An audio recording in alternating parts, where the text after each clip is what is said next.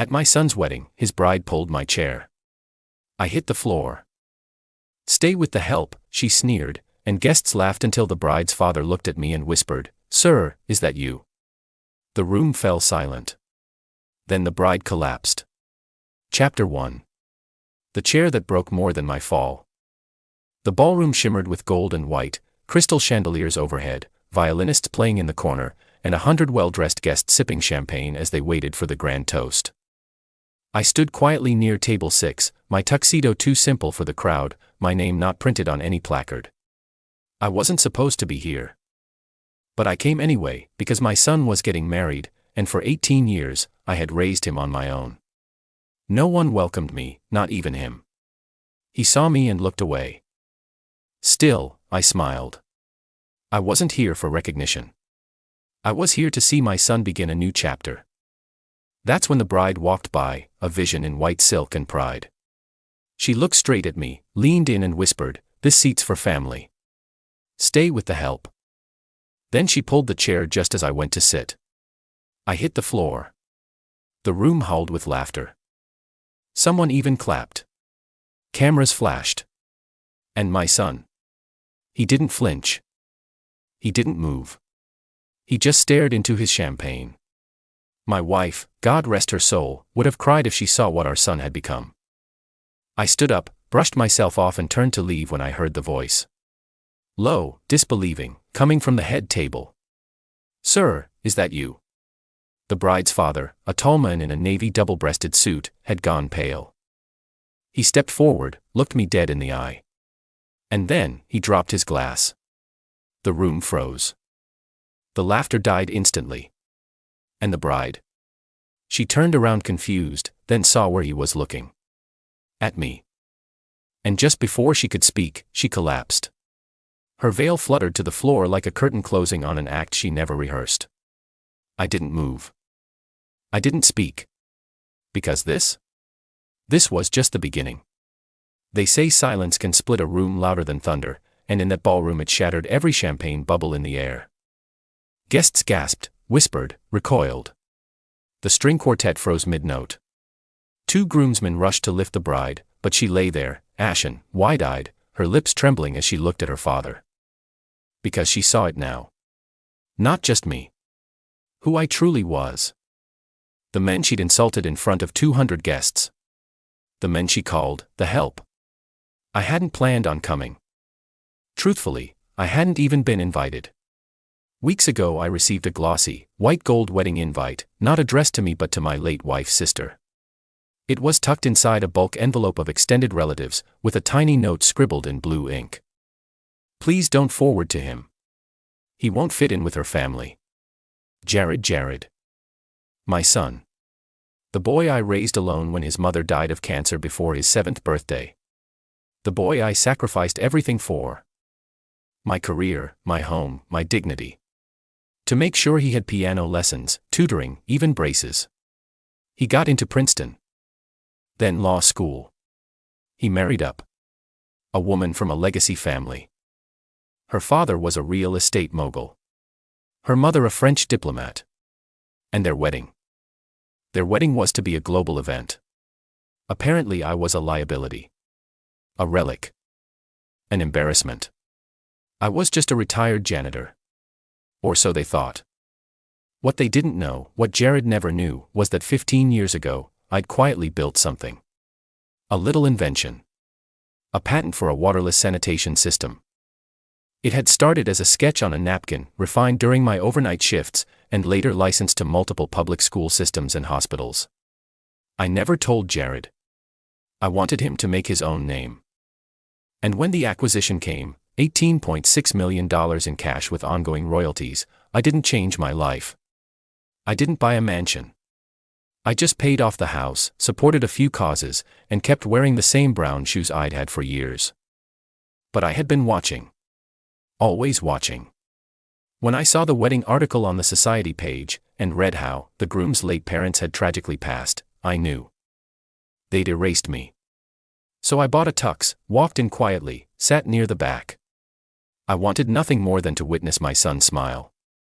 But instead, I got humiliation.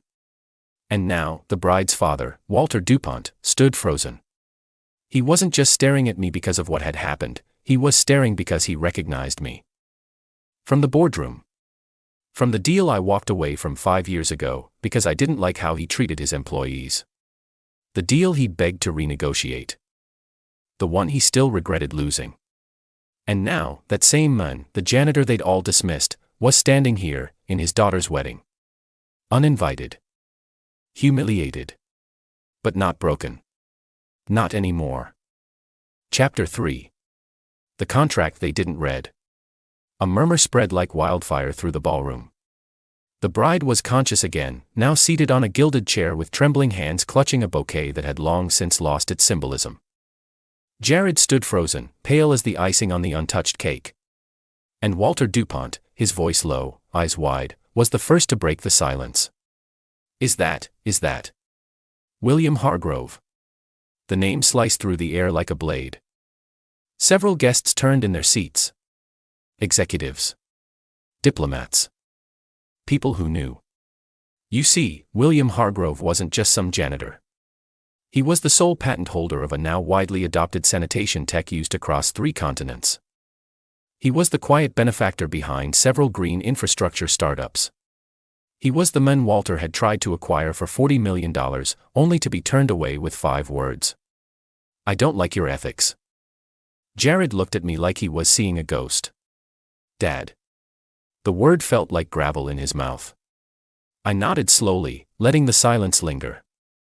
Then I pulled a slim black folder from inside my tux jacket. Congratulations, son. I brought a gift. I handed it to him.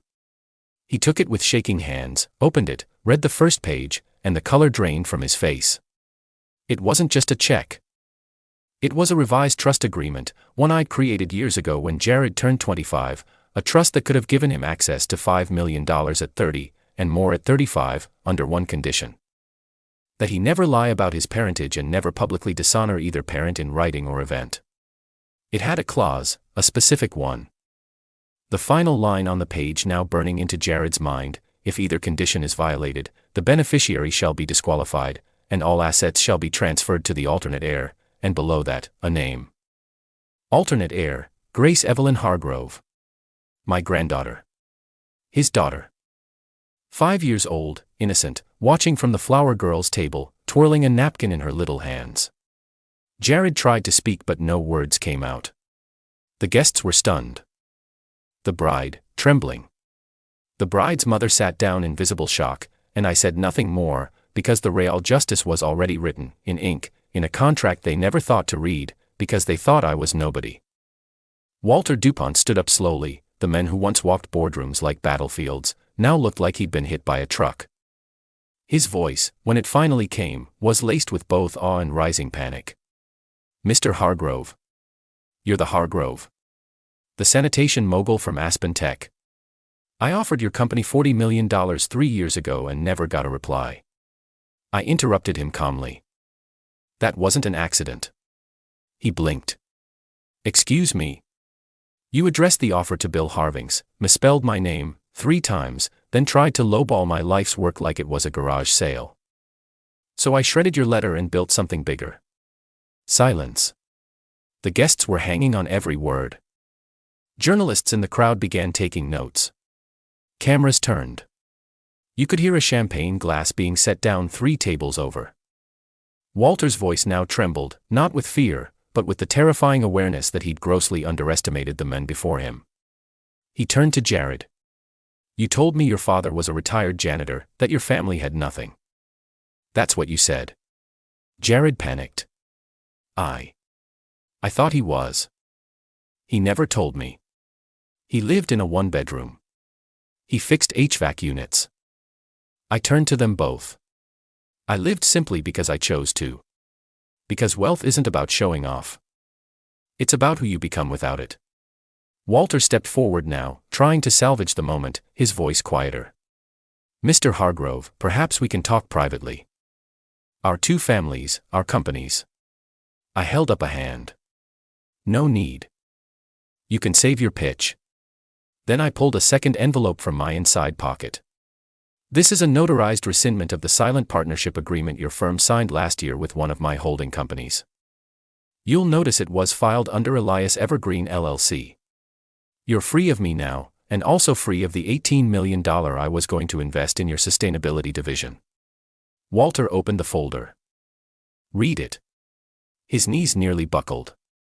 Then came the ultimatum. He squared his shoulders, tried to recover his air of dominance. If this is about pride, I suggest you reconsider. This wedding has major political and financial backers. If you walk out, you walk away from an empire. I smiled. Wrong. I don't need your empire. I build them. But your granddaughter, she'll grow up surrounded by this family.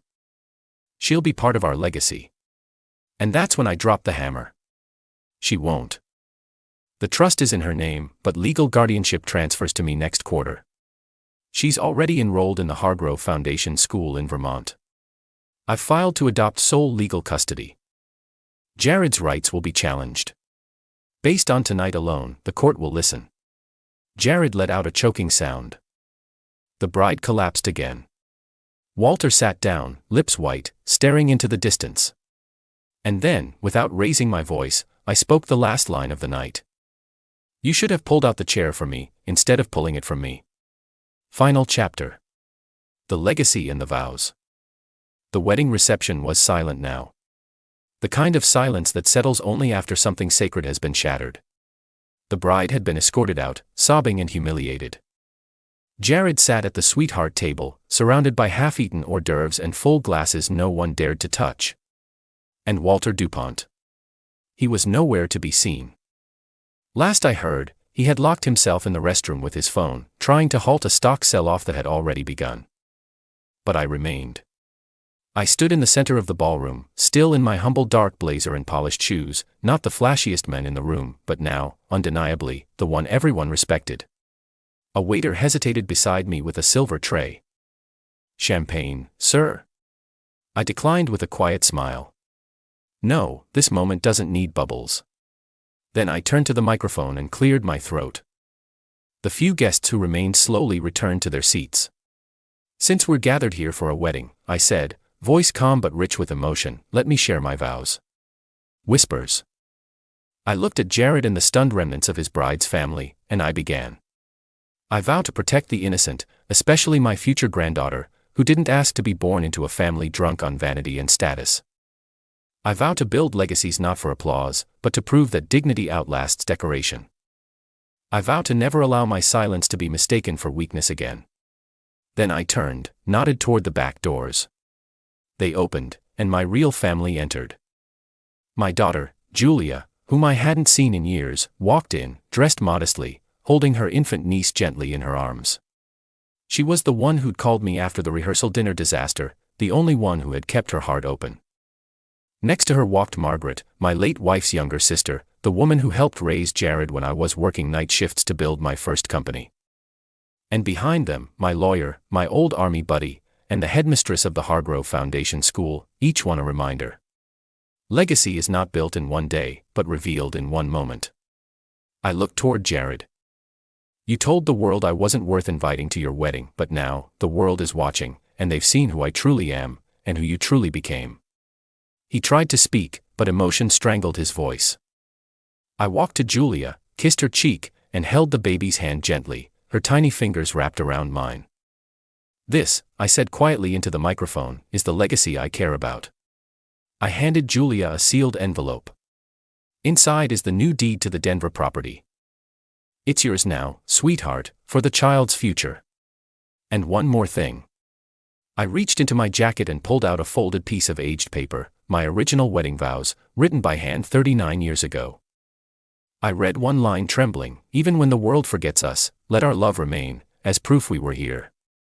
No applause, just tears, because real vows don't need validation, they only need to be kept. Epilogue. The chair I rebuilt. 3 weeks after the wedding, I returned home with a box of old tools, some fresh walnut wood, and a chair leg wrapped in cloth. Not the one I fell from, that chair had splintered when the bride yanked it out from beneath me. It had been dragged away by staff like a piece of garbage, but I'd taken what was left, not out of revenge, out of remembrance. In my garage, the sawdust floated like memories in the sun. Each stroke of sandpaper, each creak of the plane across the wood, calmed something inside me.